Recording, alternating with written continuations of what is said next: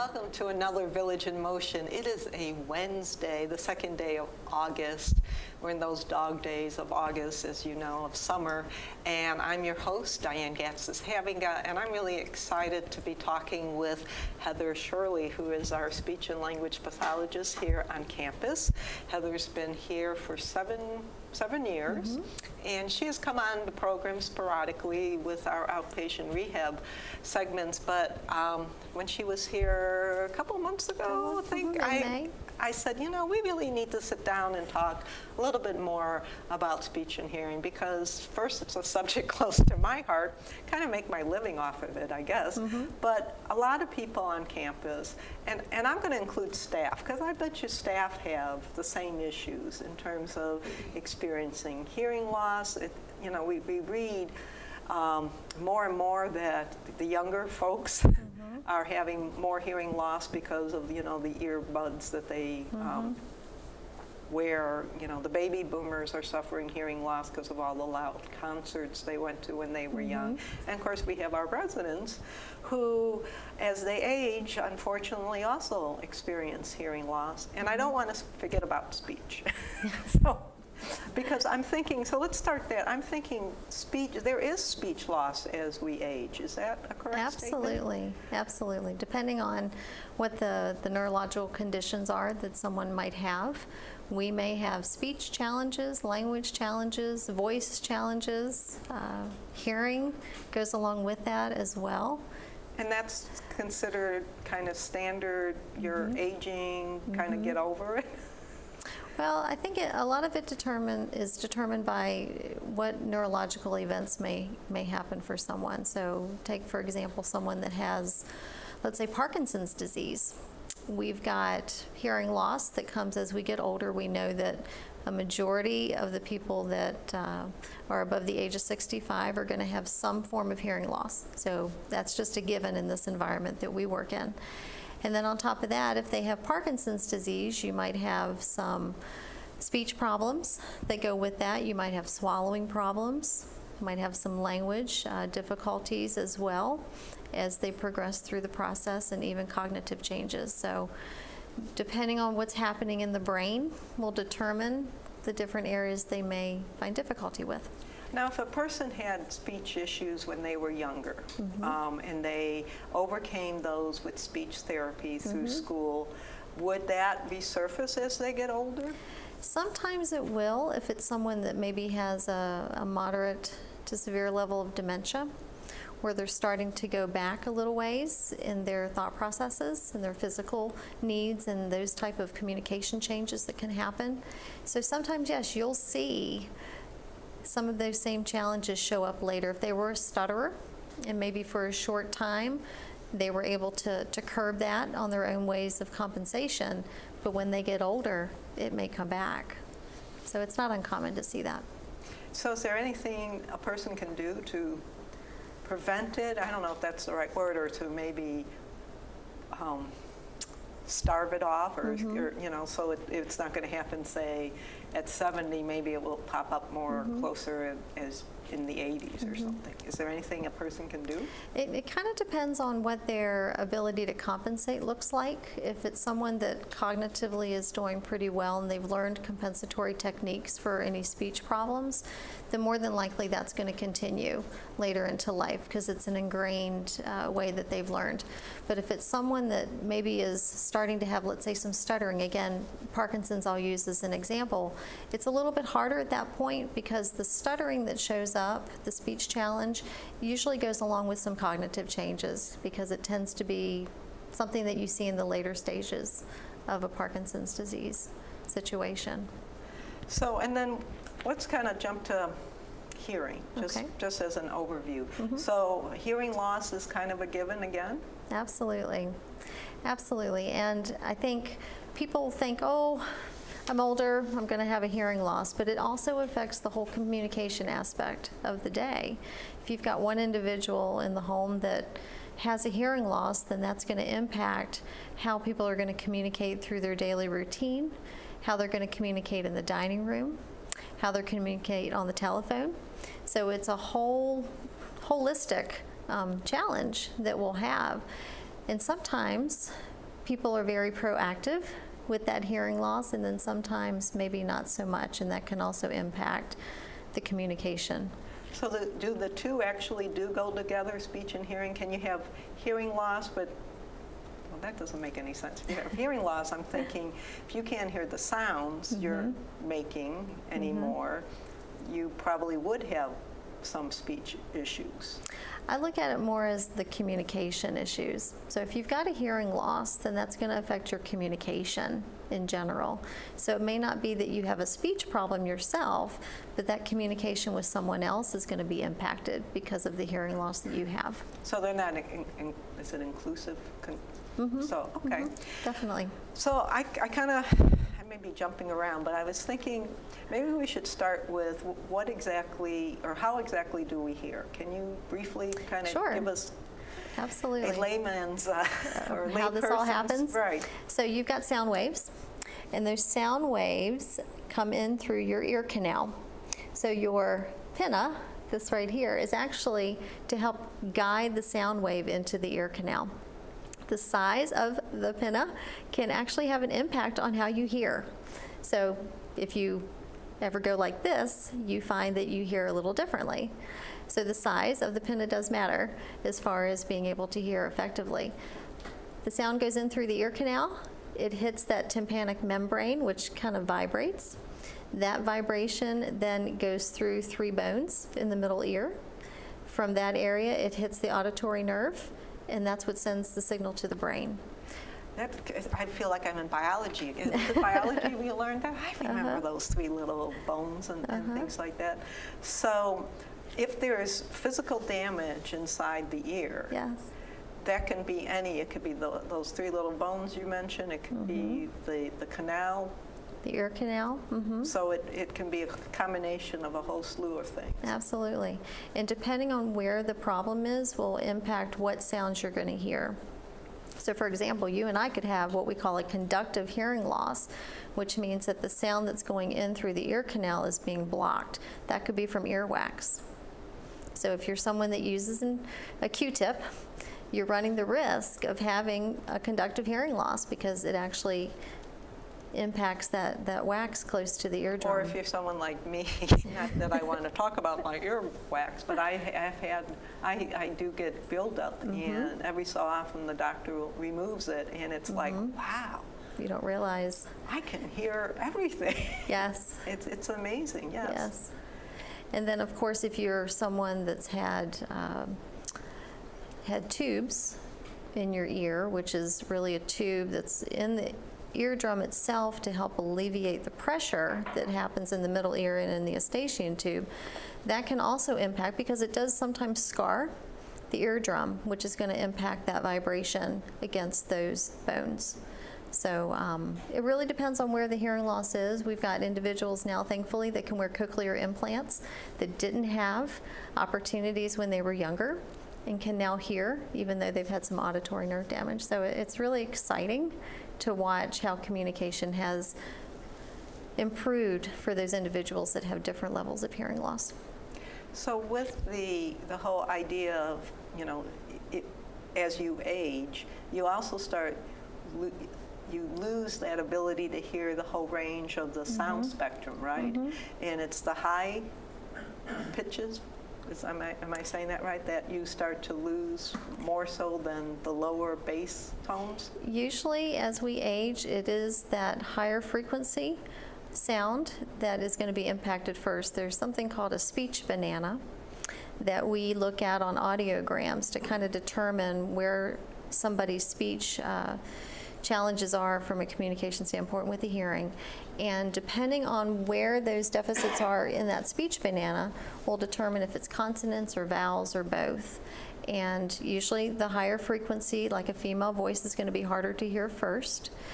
But then those lower frequencies can also be impacted. And we see that a lot with men that maybe had been at war, that had a lot of noise around them. They've had some of that conductive hearing loss too. And then going back to the speech aspects, is there a similar kind of pattern as you age where, I don't know, your tongue, because your tongue is very important when you are speaking. that maybe that muscle loosens as you age? That usually happens with any neurological event that might happen, like a stroke, again, Parkinson's disease, sometimes with dementia, as people process through that. That's more related to a brain injury, more so than just a normal aged process for the speech. So I know we talked about how we hear. How do we speak then? Let's cover that. Well, it's interesting. The tongue is actually many muscles working together to help you communicate, along with your lips and your cheeks and your palate. Your cheeks are involved? Absolutely. So the bigger your cheeks, the better. I mean, I've never heard that. Absolutely. So if you're going to say "pa" or you have to build a little bit of pressure in your mouth, and those cheeks help with tone for your speech, just like your soft palate does. So when you say certain sounds that require a lot of pressure, you're actually utilizing that soft palate as well, because that ear, you don't want that air to come up through the nose. So that soft palate actually has to lift and block off that nasal cavity so that you can make the pressure in your mouth so that you can say certain what we call plosive sounds. So it's a lot of different things working together. Peas. I know I could hear I was popping my my peas. Sorry, Tim, on audio. I know you brought a bunch of, I'll just say toys. But let's start with, you have a button. Yes, I have my button. So let's start with the button. Yes, this is my Think Loud button. So my individuals that I've worked with for voice therapy will probably recognize this. There's a program called the Lee Silverman Voice Treatment that I provide for people that have Parkinson's disease. And actually, I'll just kind of put a shout out this coming Thursday. Myself and Nancy, who's a physical therapist, will be at the Parkinson's support group talking a little bit more about LSVT. So I wear this as just a way to cue them in our therapy sessions together. So, but why think loud? I mean, wouldn't it be speak loud? Yeah, it's actually thinking loud, because we want them to use a good deep voice. Thinking loud, use your deep voice to help you with your speech. It's a very simplistic way of cueing. So basically lowering the register of your voice so that it comes out stronger. Using that deep breath and being a little bit louder to be heard is what we do for the LSVT. Okay, and that's the support group's gonna meet Thursday. We're gonna meet on Thursday, yes. All right, So I'm sure we have it up on the you'll scroll. hear more about that. As far as the hearing communication, I wanted to mention about a program that I have in outpatient. It's called the LACE program, and this talks a little bit about that. It says, "Are you ready to listen?" And the LACE program stands for Listening and Communication Enhancement. And it's actually a computer program that I can utilize with individuals to help them focus on listening, because a lot of times when people get new hearing aids, or even if they don't wear hearing aids, you have to be able to tune out a lot of that extraneous noise around you and really focus on being able to listen again. So that's what this program actually provides the opportunity for, is to practice listening so that you can focus and hear better. And I hear from people who do wear hearing aids that is, I think, the most troublesome. When they do get the hearing aid, everything seems to be loud and noisy, and they tend not to wear their hearing aids because they say, well, I can't hear. Right. But so that's just educating your ears as to what to be listening for. Kind of like if you're in a noisy restaurant, which they seem to get noisier as you would want to tune out the extraneous sounds to just concentrate on who you're having dinner with. Exactly. So it's a great program that we can use through outpatient. All right. So that's one thing. And then one of the other areas that I work with is cognitive changes for individuals. And one of the first things I hear people say to me when they come in to see me is, you know, I can't remember the words, or it's on the tip of my tongue. I just can't get the word to come out. So I brought this little book with me that I just wanted to mention. It's a great tool if you're someone that just wants to do a little bit of reading about word finding. It's called It's on the Tip of My Tongue, and it talks about the different types of word finding challenges that we have. Can you give me an example? Sure. So we've got slips, tips, and Oh, what's the third one? Let me check. Slips, tips, and twists. That's the third one. So slips are when you say something and it comes out as the wrong word. So, oh, I meant to say so-and-so's name. That's a slip. Tip is more, it's on the tip of my tongue. I know what it is, but I can't seem to get it out. And then your twist is when you might say a word, but you say it the wrong way. So it might be like what we call a Heatherism. Like, that's just not a right word, but that's a Heatherism. She said the wrong kind of word. So it'd be like, instead of saying ice skating, skating ice? Might be something like, did you go to the illumination versus it illuminated. You're just using a different word to substitute in there that's not a real word. Mm-hmm. So those are different types of word finding challenges that people may notice as they get older. And that's all cognitive? That's all cognitive. Mm-hmm. So there are ways to compensate for when you start having these little deficiencies, shall we say. Absolutely, right. So, and then I'm curious about your chart here. This one here? Yes. So this is just an example of a very what we call low-tech augmentative communication system. This would be for someone maybe that has had a stroke, that is having difficulty with verbalizing what they need, but can maybe read or spell. And we use this as a way to just help them communicate with us as we're working through the process. You want them to stop, I want to stop eating, you could say stop, or I'd like a drink.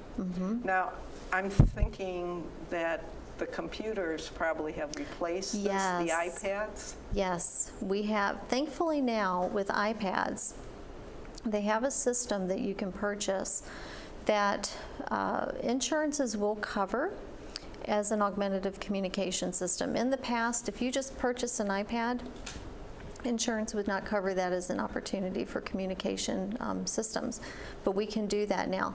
There's also companies that specialize in personalizing different types of communication systems for individuals. Could be 4 pictures, it could be 50 pictures, depending on what their ability is. So there's lots of opportunities to help with communication. So how do I know if I'm having a problem? Let's address speech. How would I know that I'm having a problem? I would say probably so. And usually if you have that awareness, the next thing you want to do is talk with your doctor about it, because it could be something that needs to be looked at. There could be something else going on that needs to be addressed. And that's kind of that with the tips and the twist and, absolutely. You know, like you notice that all of a sudden you're not finding that word, that may be an indication that something more is going on than just having a senior moment. Right. I always have senior moments. Even 10 years ago I had senior moments.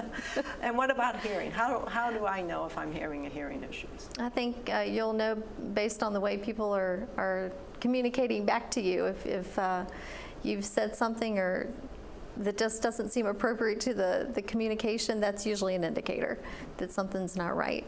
I know for my husband and I, it's usually, I know I told you that. Well, no, I didn't hear you. So you'll recognize when things are not right. And again, talk with your doctor. They can have you go in for a hearing test to see what's going on and then kind of take things from there. Now, do you do those hearing tests? Or? I do not. That is more along the audiology track.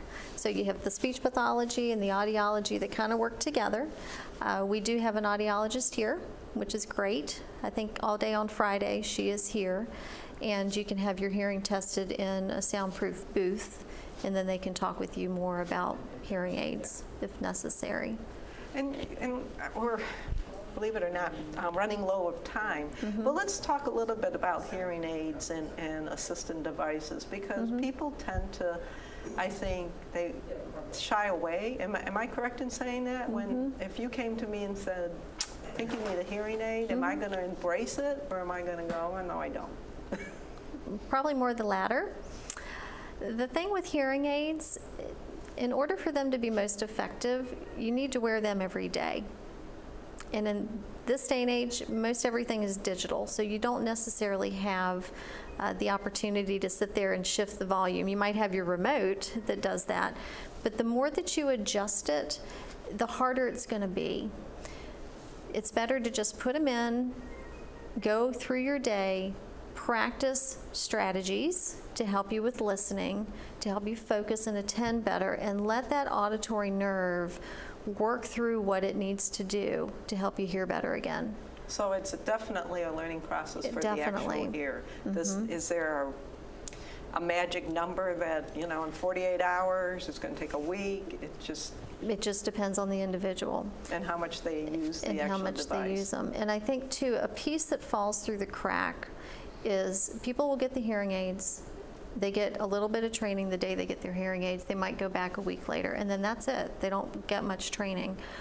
Part of my role as a speech therapist is to actually work through that, what we call oral rehabilitation. So when you're just getting started with a new hearing aid, that's a great time to come in and see me. We can talk about environmental changes, speech reading, the LACE program. There's a lot of different things that you can be doing initially when you first get them that will help you in the long run. And is that service a fee-based service? It's or- covered under your Medicare. So you don't have to worry about shoving up more money, because I know No. hearing aids can be quite expensive. I also hear that the batteries are very expensive. So this is something that you don't have to sweat about in terms No. of, no, I don't want to fork over any more Right. money than that. And then someone here, I'm sure you probably know Marie Lee, who's a resident. She says you should leave your hearing aids in at night too. You should never take them off. Do you need to do that? I've or- heard different things about that. I've heard some individuals that do and some that don't. I think when it comes to a safety perspective, you really have to make that decision on your own. The only challenge is if you do keep them in at night, that you run the risk of that earwax getting caught up in there, because that earwax needs to gently come out on its own to be effective. But I've heard both.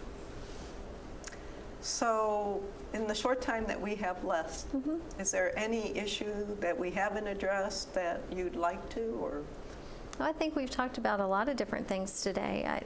I guess the one thing that I would want our residents to recognize is if you do start to notice a change, talk to your doctor about that, because they're here to assist you and help keep you functioning at your most independent level that you can. We can make lots of different recommendations for you to help make things easier. We've got a lot of resources here at Green Spring, and we're here to serve. So come see us. And how do we, either as staff or a spouse or a friend, how can we support someone who may be first denying that they have a problem? I mean, how do you tackle that without it becoming a major battle? I think the first thing is just to listen.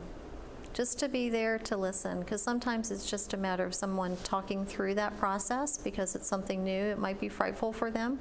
They just need to talk through that process and guide and direct. So if you know that there's a resource that they could benefit from, you can always suggest those things. And then if they're open to you even making contact with another individual to help them through that process, then that's what we're here to do. Okay, so you shouldn't be yelling at them like, Don't "I've be told you yelling 20 at them. No. No. Write it down. Make sure that you know about all that. And is there really any way to prevent any of this loss that we get as we age? Hearing loss, a lot of the damage is done when you're younger.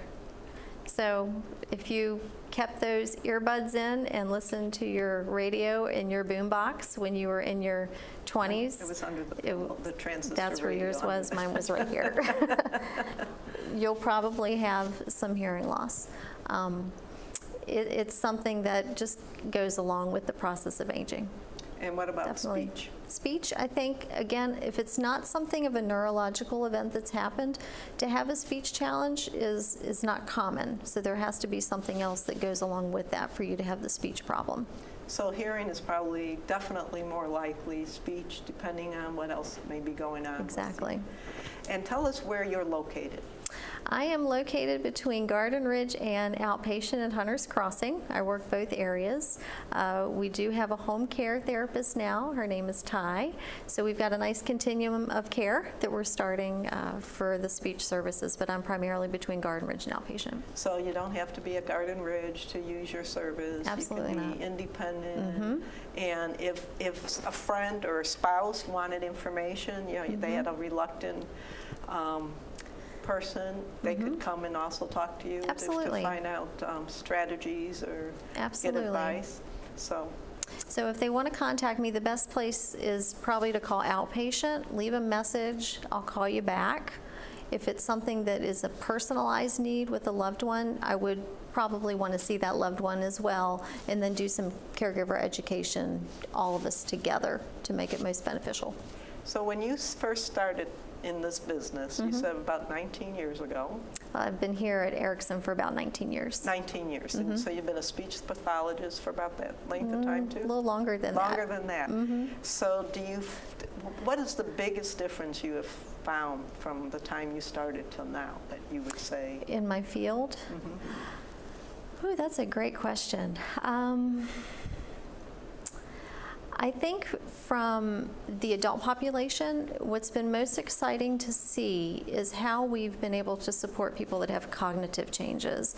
That was not something when I first started that was necessarily addressed. You might know that someone has a cognitive change, but you were focused more on the language problems, swallowing problems, those type of things. You just didn't hear much about it in the programs, college programs. Now that we have memory care as a real large entity of what we do in this environment, and so much focus on helping people with Alzheimer's disease and just the marketing and aspect of that, it's great to see speech pathologists taking some ownership in that area, because it relates to communication. It all comes down to language and cognition together. And so that's been exciting. That's where my passion is. That's what I enjoy. And so it's just a blessing to be able to do that here. And we're going to leave it with that. Okay. I mean, positive, I think. But again, if you have any questions or concerns, Heather is available and would love to talk to you. And again, call outpatient, and that would be the best way to leave a message with her. So thank you, Heather. Thank you for This having has been me. very enlightening, and it's amazing how things have progressed as they come. I'm thinking in about 10, 20 years, you'll just get something in your ear and you'll be fine. That may be. Wouldn't It's hard that to be say. neat? So before I let you go, let me tell you